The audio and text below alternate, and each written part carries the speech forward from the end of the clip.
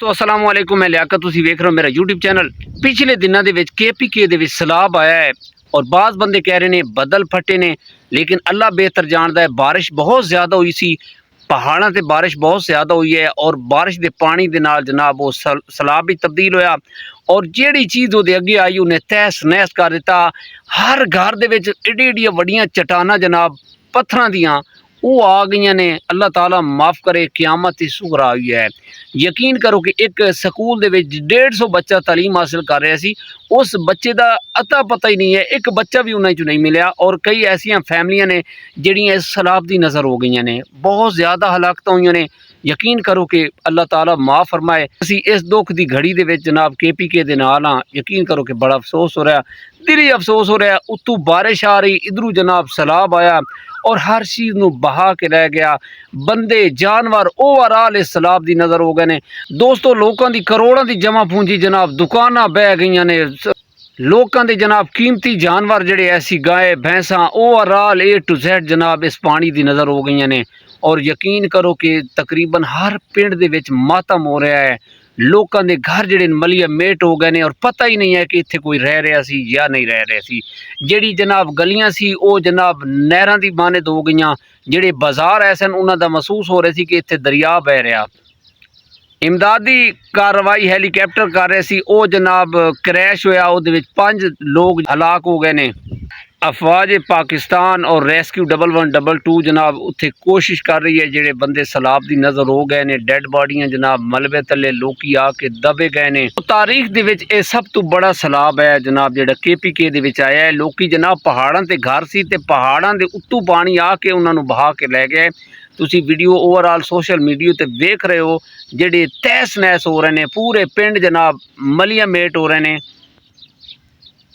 कुछ जनाब सफाक आदमी जिहड़े ने वो इत्थों फायदा चुक रहे ने और लोगों का नुकसान कर रहे ने।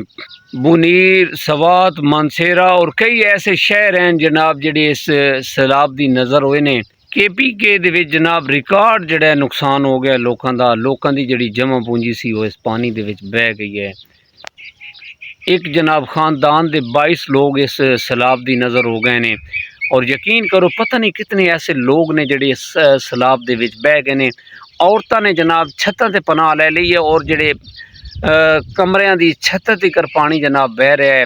कमज़ोर मकान जिहड़े है सी जनाब उन्हां दी तां बर्दाश्त ही नहीं थी। बाकी जिहड़े किसी दे पक्के मकान ऐसी कुछ विचों रह गए ने, लेकिन ज़्यादा जिहड़े ने मलिया मेट हो गए ने। अल्लाह ताला दी ज़ात अगे दुआ है कि अल्लाह ताला हर बंदे नूं अपने हिफ्ज़ व अमान च रखे। और मेरी ये गुजारिश है वज़ीर आज़म साहब नूं और ओवरऑल पूरे वर्ल्ड दे विच जितने मुसलमान हैं इस वक्त जनाब KPK दी ओवरऑल जिहड़ी आवाम है उन्होंने साड़ी हेल्प की ज़रूरत है। और यकीन करो कि उन्होंने घर नहीं रहे। अल्लाह ताला माफ़ फरमाए। पता नहीं की अजाब आ गया है साडे मुल्क ते। पिछले दिनों के बाबूसर टाप ते सेम इसी तरह होया जनाब कि 70-80 जिहड़े गाड़ियां दे विच लोग आए जनाब वो बह गए और तकरीबन 150-200 बंदे की हलाकत हुई सी उस टाइम। और हुण तो फिर तकरीबन 400-500 बंदा दस रहे हैं। अल्लाह ताला माफ़ करे। एक गाड़ी देख रहे हो ट्रेन की जद च आ गई सी जनाब, जिहड़ा जनाब उहदे विच ही 2 लोग गए सी, उन्हां दी डेथ हो गई सी। वज़ीर आला अमीन गंडा साहब रिक्वेस्ट कर रहे हैं कि इन्हां दी ना मदद करो, इन्हां नूं ज़रूरत है, एक छत की ज़रूरत है। फिलहाल इन्हां दे कोल तां खाण नूं नहीं है। जिहड़े इलाके दे विच बहुत ज़्यादा तबाही हुई है उहदे विच खुदारा इन्हां दी सपोर्ट जितनी हो सके करो, क्योंकि इन्हां दा सारा कुछ बह गया है। लोगों के बाज़ारां दे विच जो नुकसानात होए ने, लोगों की दुकानां मिलियन मेट हो गए, करोड़ों रुपए का भी जनाब माल पिया सी जिहड़ा जनाब तहस नहस हो गया। और यकीन करो कि इस जिहड़ा ये सैलाब आया है इहदा कोई अता पता ही नहीं है। ऐसी अल्लाह ताला माफ़ करे।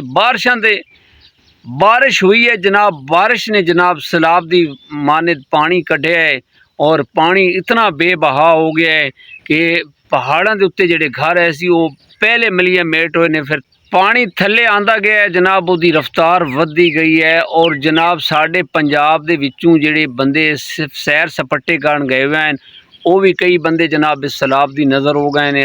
कई बंदे ऐसे ने जिन्हें जनाब खुशकिस्मती नाल बच गए ने। बाकी मैं यही पैगाम देना चाहांगा अपने पंजाब वालों नूं कि यार तुहानूं पता है पिछले दिनों ही बाबूसर टाप ते और सवात के अंदर एक फैमिली 18 लोग सैलाब दे विच बह गए सी। वो भी अचानक पानी आया सी। तुहानूं की ज़रूरत है ऐसी इस तरह के, तुहानूं पता सी मौसम ਦੇ ਹਾਲਾਤ ਜਿਹੜੇ ਚੱਲ ਰਹੇ ਨੇ, ਬਾਰਿਸ਼ਾਂ ਬਹੁਤ ਜ਼ਿਆਦਾ ਹੋ ਰਹੀਆਂ ਨੇ ਔਰ ਤਬਾਹੀਆਂ ਮਚਾ ਰਿਹਾ। ਔਰ ਯਕੀਨ ਕਰੋ ਇੱਥੇ ਆ ਕੇ ਸਾਨੂੰ ਡੈਮ ਯਾਦ ਆਉਂਦੇ ਨੇ। ਸਾਡੇ ਮੁਲਕ ਅਗਰ 2-3 ਡੈਮ ਹੋਰ ਬੜੇ ਹੁੰਦੇ ਤਾਂ ਇਹ ਜਿਹੜੀ ਨੁਕਸਾਨਾਤ ਹੋ ਰਹੇ ਨੇ, ਇਸ 2-3 ਡੈਮ ਹਨ ਜਨਾਬ, ਉਹਨਾਂ ਦੇ ਵਿੱਚ ਇਤਨਾ ਪਾਣੀ ਸਮਾ ਨਹੀਂ ਸਕਦਾ। ਯਕੀਨ ਕਰੋ ਹਰ ਸਾਲ ਇਹ ਸਾਨੂੰ ਟੈਨਸ਼ਨ ਰਹਿੰਦੀ ਹੈ ਕਿ ਇੰਡੀਆ ਪਾਣੀ ਨਾ ਛੱਡ ਦੇ। ਇੰਡੀਆ ਪਾਣੀ ਛੱਡਦਾ ਹੈ ਜਨਾਬ ਔਰ ਰਾਵੀ ਦੇ ਵਿੱਚ ਔਰ ਸਤਲੁਜ ਦੇ ਵਿੱਚ ਪਾਣੀ ਬੇਬਹਾ ਆ ਜਾਂਦਾ ਔਰ ਲੋਕਾਂ ਦੇ ਬਹੁਤ ਨੁਕਸਾਨ ਹੁੰਦੇ ਨੇ।